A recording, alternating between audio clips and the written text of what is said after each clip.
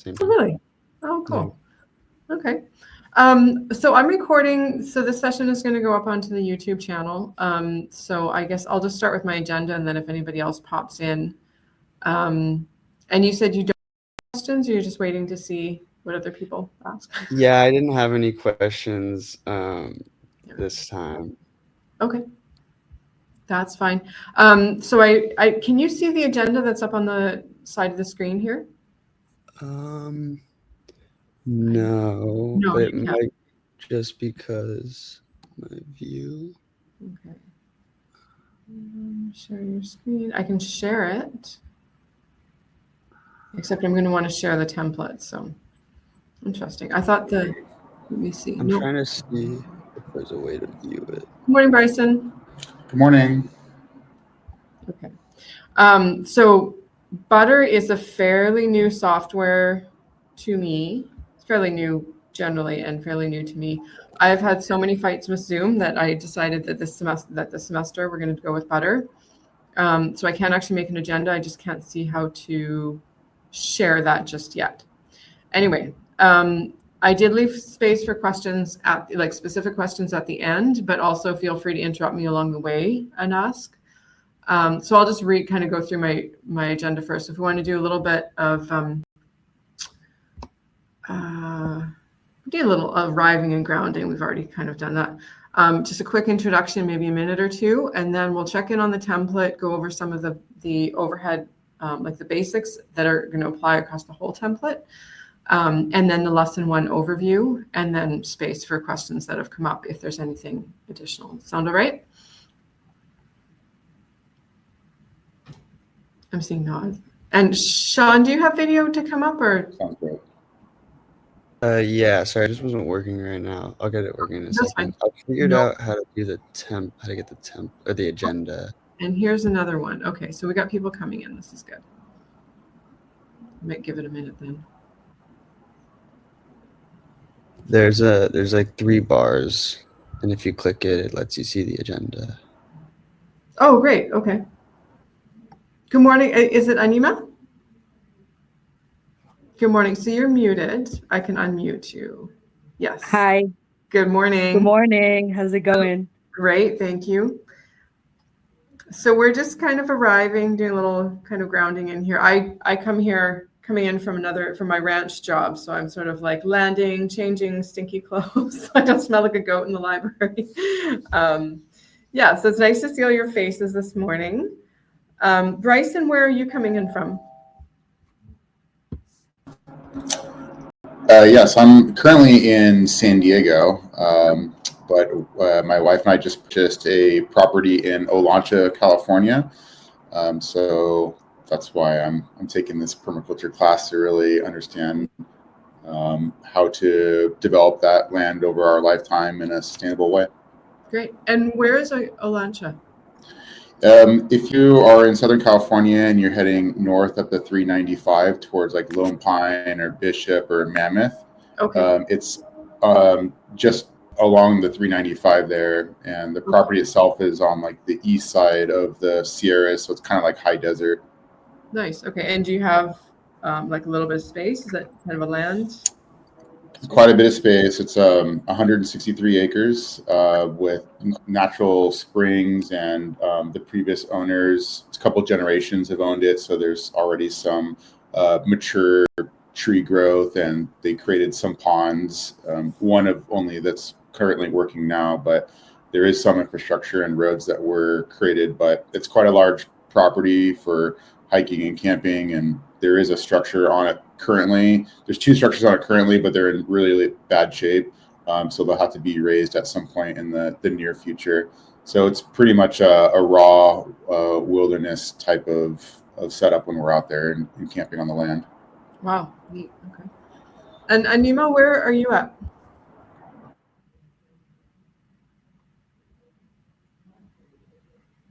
Okay. Yeah. Hi, I'm Anniema, and I live up in Yuba County in Northern California. I'm in the Yuba River, the North Yuba River watershed off of Dry Creek. And this little tiny town called Dobbins, which is in between, if y'all know Yuba City and between Yuba City and Nevada City, up in the northeast in the Sierras. Okay. And I live on 5 acres right now, which I currently rent, and hopefully I can purchase in the future. That's what I'm working on. Okay. And yeah, I have a little cabin. It's a 500 square foot cabin, and then I have a tiny home, and I'm building another little cabin, just like a 70 square foot little cabin, would be like, for guests and storage, et cetera, et cetera. And I have an elevation about, it's about 1600, 1670 is the highest point. The lowest point is like 1620. We get pretty good rain out here, almost like 50 inches of rain a year. And right now, I just been here for about a year and a half, so I'm working on putting in some water mitigation systems here. I'm working on creating ponds. And I've already put in a little bit of pocket ponds around the land site.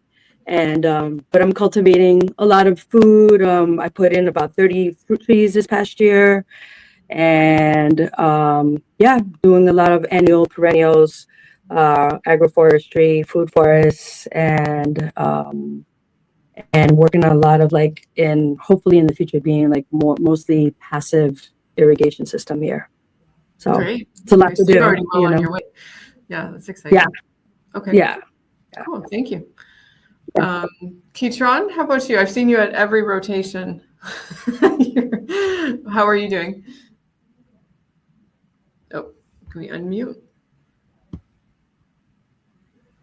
I can. There we go. Okay, I've got you unmuted now. Oh, I think you just muted yourself.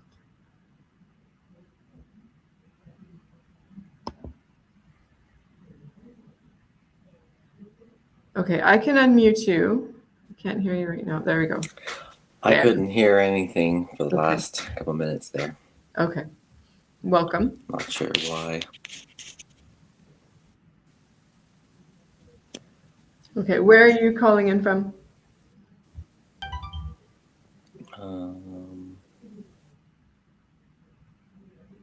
Oh, okay. So I'm seeing a low network connectivity there. I'm just going to turn my do not disturb on. Okay. Well, it looks like this isn't who we're going to have for this morning anyway. If you're just for people that are watching on the replay, it's totally not mandatory to come into the office hours. It is nice to see faces, meet you through like kind of a one-on-one at some point in the course if you can find a way to make it into a Monday. But I also understand that time, it doesn't work for every time zone. There's a lot of work overlap, so that's fine if you're just going to be watching the replays. But I do love seeing you guys coming in if you're able to make it to an office hour. So a little bit about me. I'm Susan Cousineau. I live in Camarillo, California, so Southern California. We're about 20 minutes south of Ventura. We have a 1/4 acre that was my mother-in-law's property. So my husband and I and our 6-year-old, and we have 2 roommates live on that property now. So we've had experience terracing that land because it's got quite a steep slope. We have a pretty eclectic food forest. We do a lot of native plants. He and I are both biologists, ecologists by training. So I'm Canadian. I moved down here in about 2015. So I've basically lived my entire life on the western half of the continent. But I do also have experience in further northern climates. So I know I've got a few Canadian students in the group, which is fun this round. On that property, we raise muscovy, ducks, rabbits, chickens. We've done turkeys. We're restarting with quail. So we use our land a lot for raising meat, a lot more than doing like annual vegetables because we're quite close to agricultural areas. So we prefer to let the people down on the flatlands with the deep, rich soils grow the vegetables, and then we trade for meat or can bring them in. I've been teaching with OSU for, this is going to be 2.5 years now, I think. I think this is my 7th or 8th group going in. I didn't look really carefully back at the numbers, but I think this is my 8th group going through. So it's been really interesting seeing the changes and the improvements in the template. And I always love welcoming a new group of students in. I would say about 70% of my students are in California. So if you're looking for people to connect with locally, I can usually find you like another student that was in your area. And we're working on a way to make a map that would have everybody's location that doesn't kind of violate any like privacy rules or anything, or like, anyway, that gets tripped up that way. So if you're interested in connecting locally with past students, I'm happy to connect you with other students that have gone through the course. We did a little bit of our introductions. Okay, so I've got a little agenda, if you can see it up on the left. Was it Sean or Bryson? You said you found a way to see the agenda? This is me. There's like 3 bars that you click on the right. left. On the left, okay. Cool. So I like to do a little check-in on the template, and that's basically just as kind of an overview of what the whole course template project is going to look like, and then we'll dive a little bit deeper into our lesson 1. And if you've got a quick question while I'm talking, go ahead and interrupt me, and then should have time for any additional questions afterwards.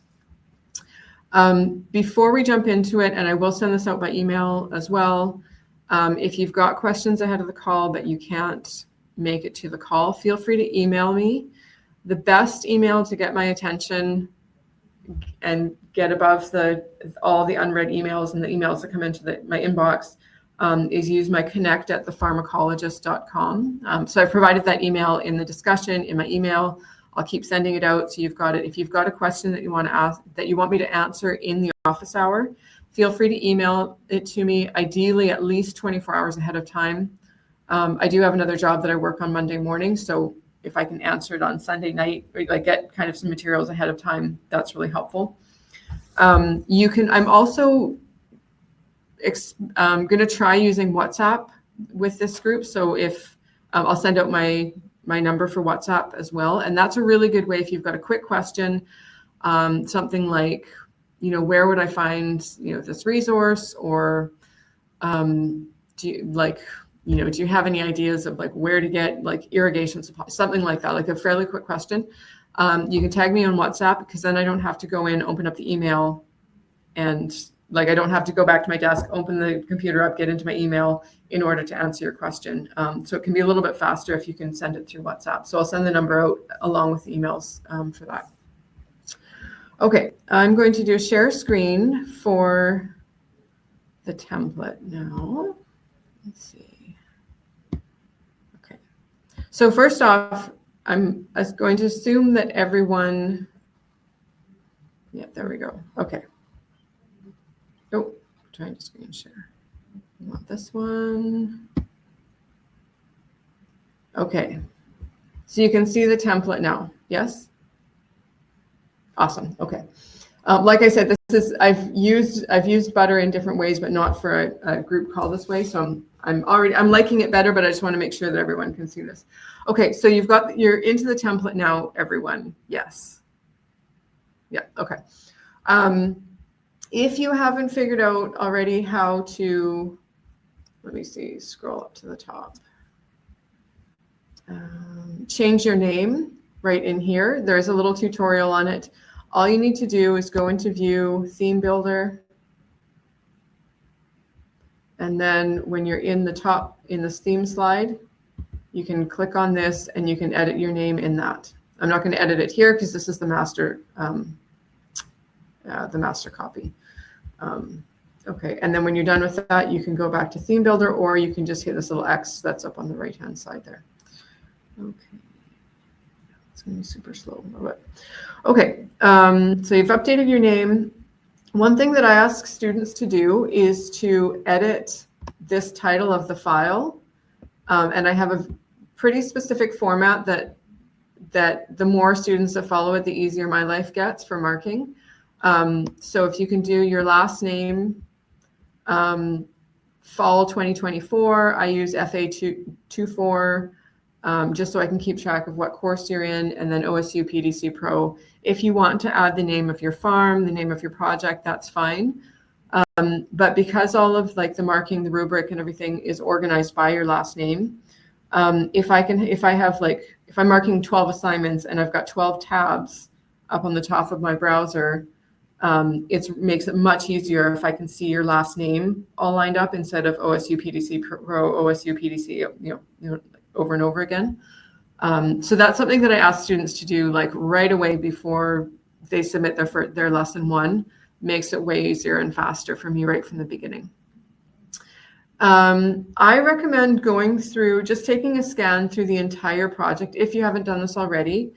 It can get a little confusing, so doing this right at the beginning is just something I really recommend. So the language can get a bit confusing. There are 10 lessons. It's a 20-week course, so there's 10 lessons. You're going to be submitting a lesson every other week. So every 2 weeks, you've got a lesson coming in. Each one of those lessons has 2 or 3 individual assignments. So if you click into this, oh, come on. Yeah, there we go. They've been editing the template, so not all the links are up to date. You can follow the links to get to the individual assignments. So this is lesson 2. It's going to have the client interview and then the site and regional challenges. Oh, wait. Yeah, they moved that a little bit. Yeah. So the climate survey is part of your lesson 1, and then your lesson 2 is the base map and client interview. So each lesson has like 2 or 3 individual assignments. Sometimes you will see in the course correspondence and everything like about submitting your assignment 1. Just make sure they're probably going to be referring to submitting your lesson 1, like your entire lesson, because we mark those assignments within that lesson when you've submitted it. Is that clear? Or did I make that more muddled? Okay, I'm seeing a nod. So just keep in mind that within each lesson, there's 2 or 3 assignments within that. Each one of those assignments, let me go to a good example. Each one of your assignments is going to have what we call a survey. Typically, these are it's basically information gathering. So you're not doing a lot of design stuff. You're basically just pulling information out of either government websites. It might be like county or city data. Different resources. You're basically pulling that information together. It's generally 1 or 2. It's usually about 2, sometimes 3 slides. And if you look at the rubric, which is provided on each assignment discussion or each lesson discussion, pardon me, you'll see that each of those surveys are only worth about 4 points. So you can spend hours and hours and hours and hours in pulling all that information together. It's only worth 4 points. So it's really good to have a perspective of if you're short on time, if you're working another job or jobs, or you have kids, or you've got a lot going on, get the information together that you need and then move on to the design aspect. Because some of the surveys are really fun to get into because you can get so much information into them and they can be a really great rabbit hole to go down. It's great learning. It's super useful. But I don't want to see you spend all of your time doing that first survey in that assignment and then getting into the design aspect, which is going to be usually 12 to 18 points, and only have a few hours left out of your week to finish that up. So just keep that in mind. If you're unclear about how it's divided up, you can always go into the discussions and you'll see assignment resources, and you can access the rubric in various different ways through the the grading portal. But you'll be able to see how we as graders or instructors are looking at your assignment and how we're marking things. So if you're ever unsure about where you should spend your limited, say if you've got, you're going to have 6 hours this week, if you want to be really efficient and figure out okay, where should I put the bulk of my time and the bulk of my effort, you can take a look at the rubric and see how we're weighting those different marks. So I just say that because I see a lot of students get get kind of hung up on doing the first part of the assignment first, and then they get to the end of the week or the end of the assignment period, and they've kind of burned out their energy on doing that survey part, but they didn't leave enough time to do their actual assignment. So just to keep that in mind, to help it keep it balanced and help keep you from getting overwhelmed. There are dates that the lessons are due. The assignment deadlines are recommended. You don't lose points. You don't get penalized. You're not going to lose a place in the course or anything if you don't get it submitted by then.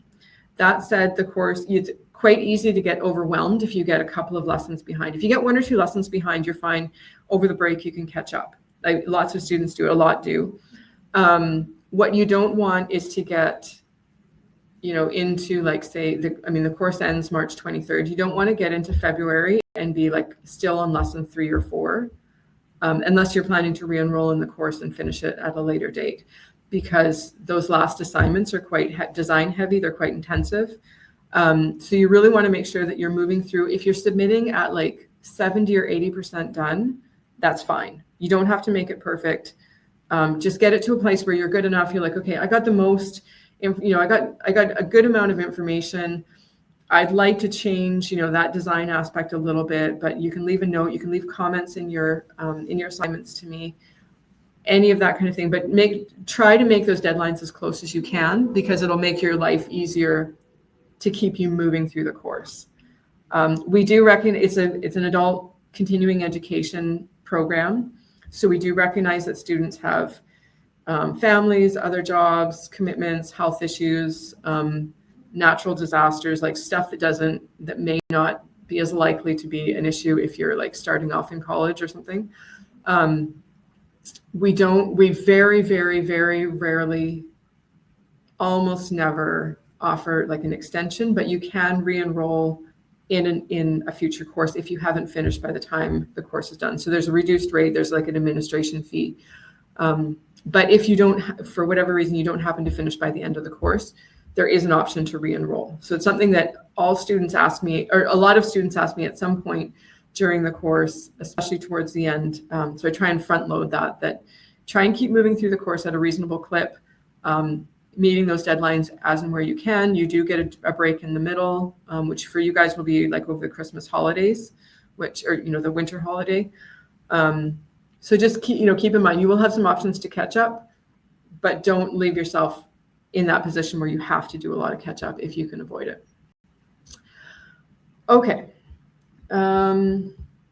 It's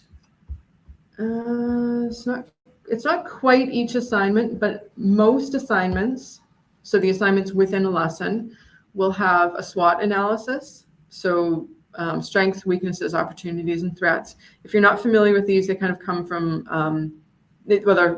from a variety of different aspects, industries. It's essentially just a way of looking at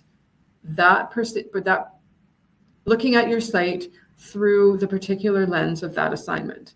So if you're doing a SWOT analysis in the water aspect of the course, you're looking at what are the strengths in terms of how much rainfall I get, what are the weaknesses in terms of how much rainfall I get, or opportunities, or some threats. If you've got a severe threat of flooding, for instance, or erosion, that's something you'd want to put in there.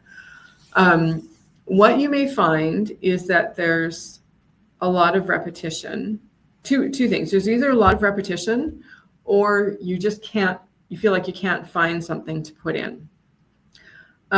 Usually it's an issue of repetition, where you're I feel like I'm saying the same things over and over and over again, wildfire threat, being in California, wildfire threat, severe erosion, flooding, drought, tend to be the big issues that people face.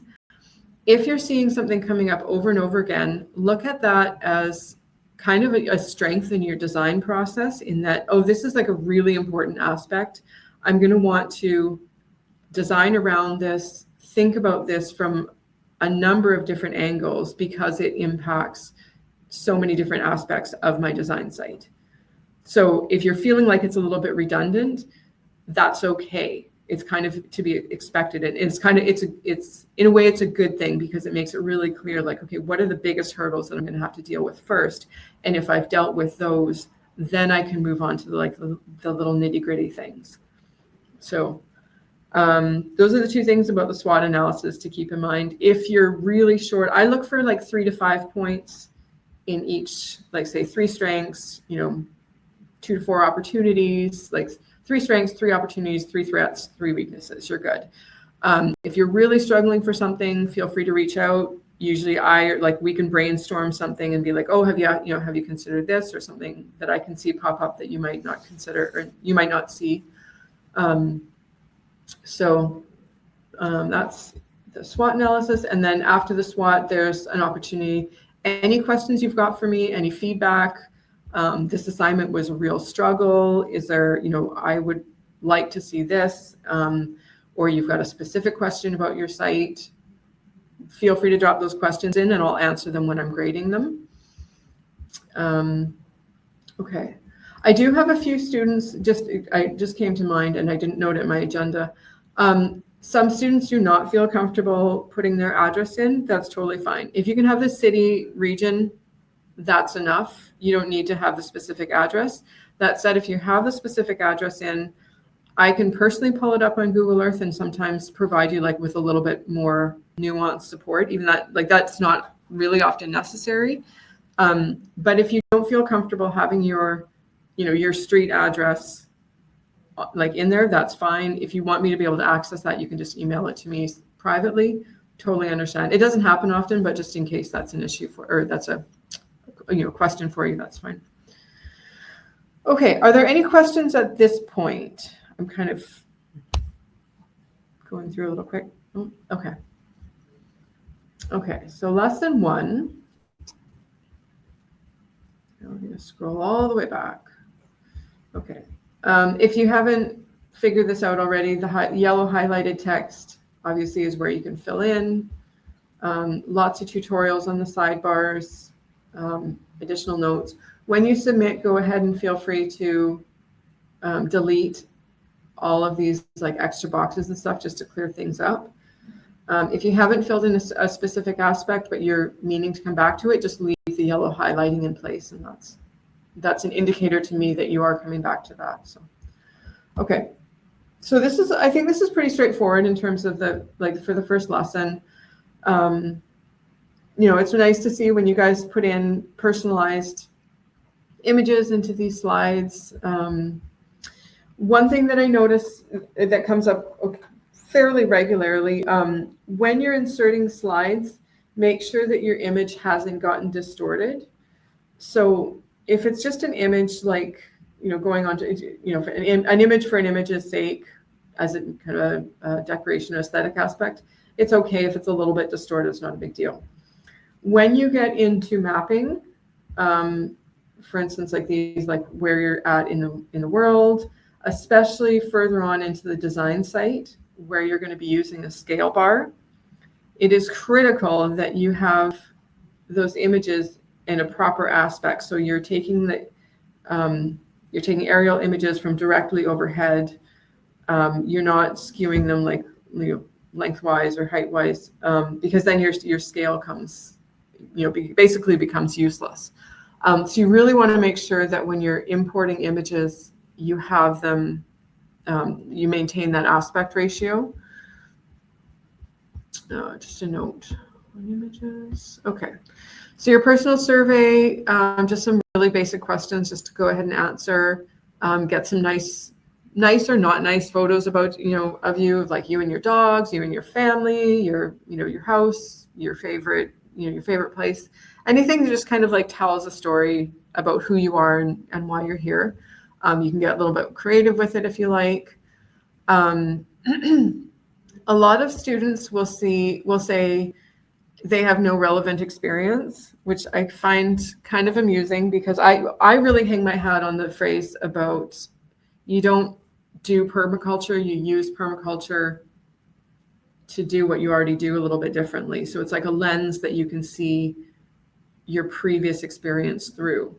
So if you have an account, like for instance, an accounting background or a background in law or a background in like, I get plenty of engineers coming through the course saying like, oh, I have no background in permaculture. Permaculture is not just gardening. It's not just like putting animals and plants together. It's a system design aspect. Now in this course, we do lean heavily on the land design aspect because that's the lens through which we're teaching permaculture here. I have a kind of a side certificate in social permaculture, which we worked a lot more in like community building and how to basically create relationships between aspects of the community, different resources, our location or landscape, those sort of aspects. So really think of it as a lens through which you can see your existing skills, your previous experience. So if you're an engineer, like, if you've got, say, like pipe fitting experience or like systems design or electrical design or something, those are really, really important skills to bring into a permaculture design site in terms of whatever, if you're connecting irrigation or you're able to do electrical stuff, that's a really good contribution to your community, to your own site. So just think about that when you're considering this question of relevant experience. It's not just going to be gardening, farming.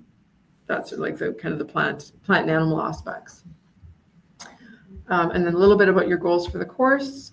That might be that you want to become a professional designer. It might be that you want to like retool your own career, or you just want to design your own site. All of those are perfectly fine. Okay. A few more relevant photos about you. You can really like fill this up. You can do 2 bigger photos if you wanted to. Feel free to adjust this as you want. Most students, just pick out a phrase from here, like which one they want to be, and then delete the rest, which is fine. You can embellish that if you like. Okay. And then your design site. Okay. So your first aspect of describing your design site is going to be looking at like the Indigenous and more recent history of that site. So how it's been managed in the past, if to your knowledge it's been managed, if there's what kind of colonial aspects, who are the different peoples that have been on that land in the past, as far back as you can go. Any of that sort of relevant information. You can duplicate this if you want. You can add an additional slide. All of that is relevant, and I find it really interesting and helpful. I love having that historical context. So any of that you find useful is welcome here. Okay, your location of the design site. I think this is pretty straightforward. You're basically doing a zoom out from like where you are within the world, where are you in the country, where are you in your state or province, and then like where are you like in relation to your nearest town or city, or the city center. Keep note of like little, with distance included. So give us, tell us how far you actually are from that point, because at this point you're not providing a scale. So it's helpful to give us just some sort of measurement of where you are with that. There are examples to the right, to the right and down. Different students, take different, have different aesthetics and lay this out a little bit differently. This is where I was talking about, if you don't want to insert your detailed address, just put your location, your town, city, and then the coordinates, so latitude and longitude. Okay. This compass rose is perfectly fine to use over and over on your slides. If you find one you like better, some like I prefer just a plain single arrow with the north. Feel free to replace that, but then just use one. Get rid of this guy if you're going to use something else, please. Okay, this is your zoomed in image of your site, where your site is. Where you are in location to other municipalities, other cities, marking some distances. This is going to be your first scale bar. So then you can adjust the scale bar to fit your location. Andrew does have some video tutorials on adjusting the scale bar if you need help with that. Let me see how to fill out this. Okay, I think it's going to be in here, is the how to fill out the surrounding settlement slide. If you need any help adjusting these scale bars, let me know. Yeah, sometimes it just takes a little bit of practice, but if you're using Google Earth to get your images, it'll show you a scale bar down on the bottom right. And you're free to use that as long as it's visible. Just make sure it's visible. If it's not, you can stretch this one out to fit it. Okay.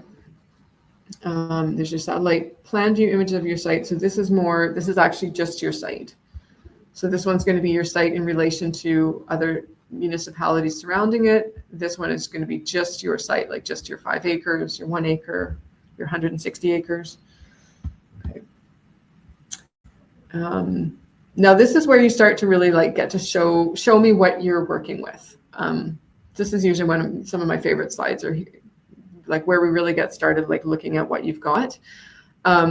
Use these colored triangles and then use the color of the triangle to frame the photo. And it's a really nice, easy reference. If you wind up doing client work, it's a really nice way for them to see at a glance, where this image came from, what angle it was taken from.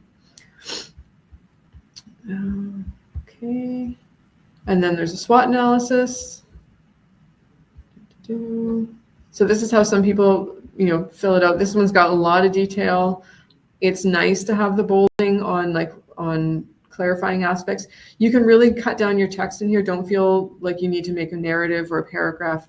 Just use bullet points, sentence fragments is fine, quick notes. I do find that the bolding is quite helpful. And then if you want to make an additional slide for the assignment conclusion, if you need a little extra space, that's fine. Okay. So the assignment conclusion can be a couple of different things. It can be like, I like to see this like kind of a conclusion about what you like, what your understanding of the site is based on, this particular assignment. So like the greatest strengths and opportunities, what the weaknesses and threats are. Some students will add a note about, I learned a lot during this assignment about blah, blah, blah, and that's fine. So just make some conclusion about, what was the significance of this assignment, either to your site or for your learning process, your learning progress, whatever you feel suits you for that particular point. And then any Q&A. Okay, so the climate survey. Let me double check this. Yeah. Okay, climate survey, which used to be lesson 2, is now lesson 1. Okay, so your climate survey, this is all pretty straightforward. It's just grabbing data, usually from a NOAA website or government. There's WeatherSpark, MetroBlue. I've never used World Climb, Windy app. These are all useful for grabbing this climate data, and then just choose whether you're doing meters or feet. Like I said, we've got some Canadians. Hi. So you'll be using your metric, and then just sub in those numbers there. If you have any trouble getting this data, reach out to me. We can usually find it together. And then here you'll just want to have some images, usually like your rainfall patterns. If you've got significant like fog days, if you've got very heavy wind, or like say like a hurricane season where you're at, feel free to include those. Just things that like essentially just describe the climate that you're working with. If you've got heavy snowfall, that's a good place to put a graph of that. Okay. This is often, I see students do like a clip and like a screenshot or a clip and paste.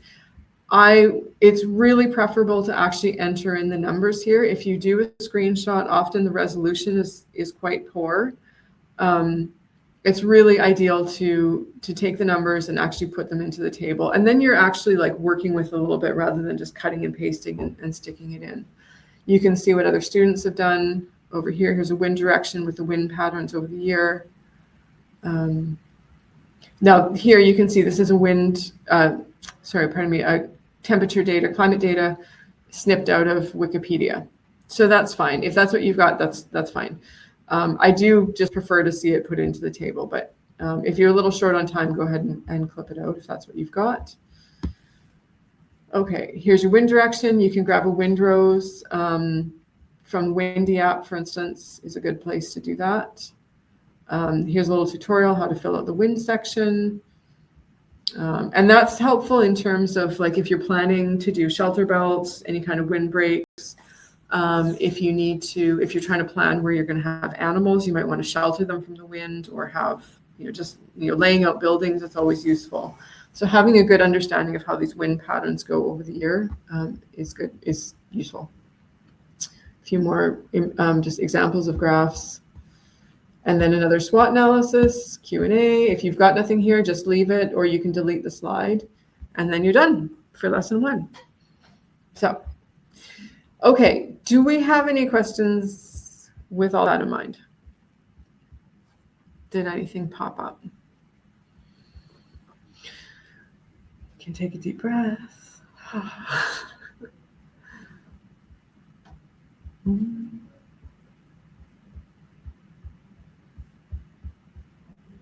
Okay, I'm going to close that out. I guess I'll just say, just looking at the template, I think this is incredibly helpful. Like the detail that is here for us to fill in is great. So I'm looking forward to working through this and filling it out. Okay. Yeah, it's by far the best course/project template I've seen anywhere. So yeah, welcome to the course. Yeah. If you can't find anything, it probably exists. So feel free to reach out and ask. You can reach out to me directly, or Dow and Andrew are also available. Dow's really strong on tech support. So if you're having an issue with Google Slides,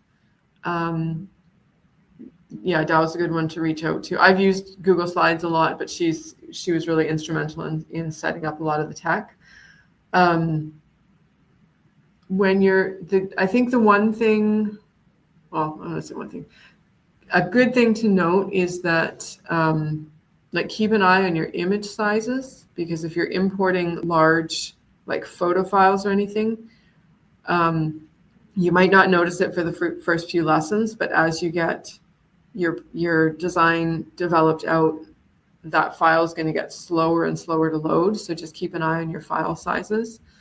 And if you need to pare it down or kind of make a lower resolution image, that's fine. So.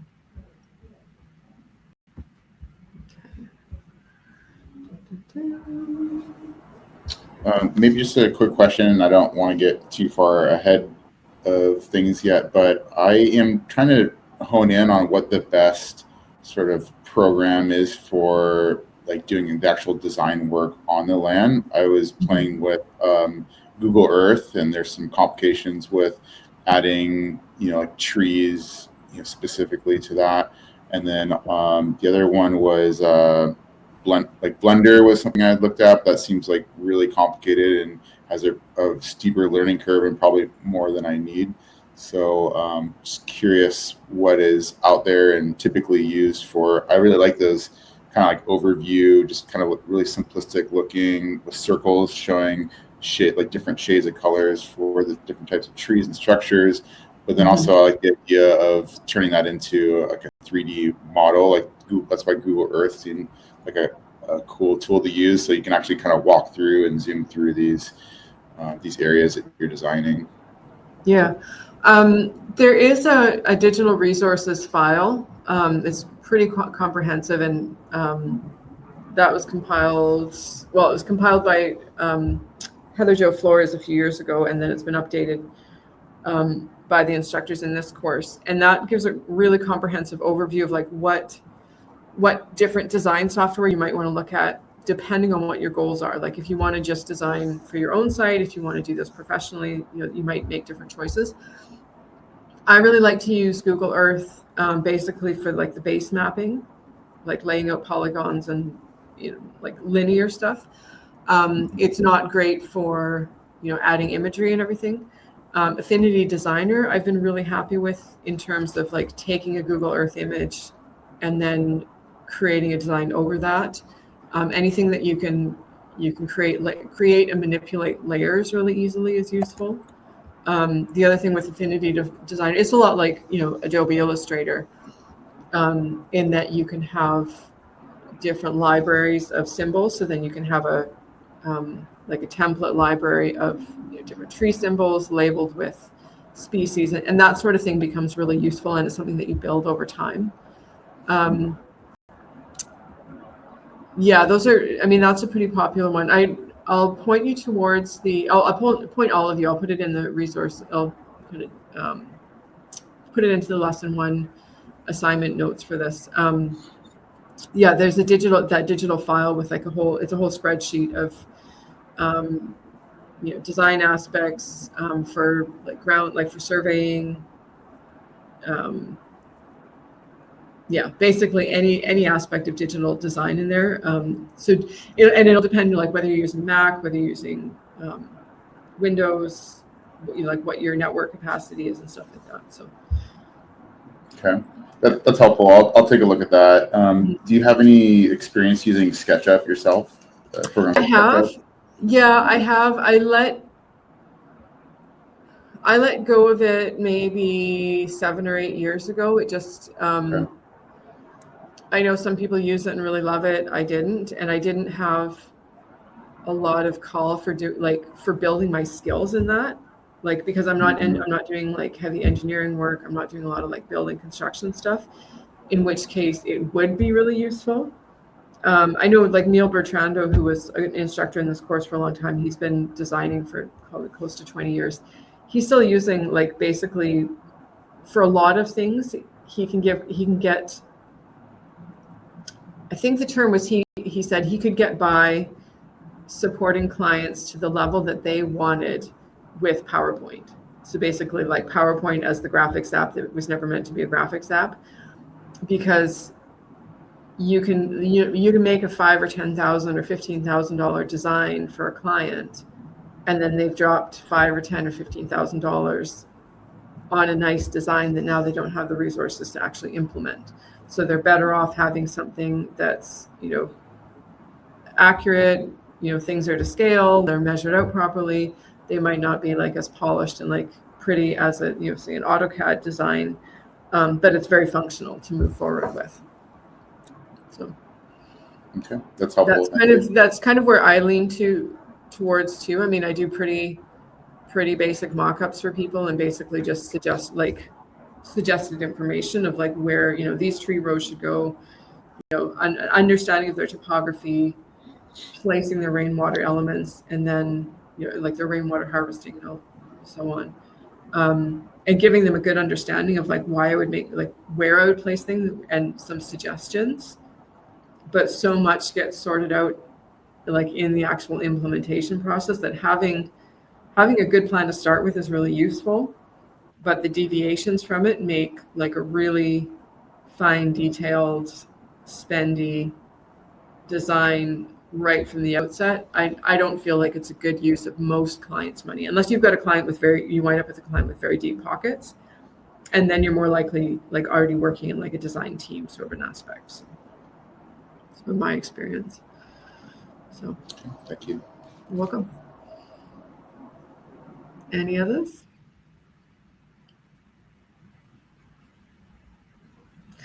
Okay. Well, you've got email. I'll put my number for WhatsApp if you want to ask quick questions. You can ask questions in the discussion forums. I tend to check in there 2 or 3 times a week.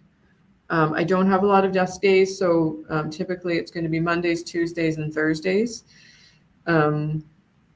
But if this is for both you guys on the call and for anyone watching the replay, if you've got a question, you've sent it by email, you're not getting an answer fast enough, tag me on WhatsApp. Don't be afraid to harass a little bit. So I'm here for you guys, and sometimes if I haven't seen it, if it did come up in an OSU notification, or I didn't happen to see that notification, don't be afraid to send it 2 or 3 different ways. You can also send emails through Canvas, and then then I get the email in my email. So yeah, don't be afraid to harass me. Ask tons of questions. There's no stupid question. There's lots of FAQ from previous students that I'm working on figuring out like an effective way of sharing that, but I can guarantee you just about every question has been asked except for the ones that are specific to your site. So, okay. Well, it's nice to meet you all. Thanks for coming, all of you. And yeah, hopefully we'll see you again 2 weeks from now. So these are going to be bi-weekly on Mondays, same time, same software. The link won't change. So you can bookmark this link, you can put it into your calendar, and just keep coming back. So. Great. Thank you, Susan, and look forward to collaborating with everyone. All right. Same. Thanks, everybody. Yeah, thank you so much. I really appreciate that. Okay. See you. Have a good week. Okay. Take care, everyone. Yeah.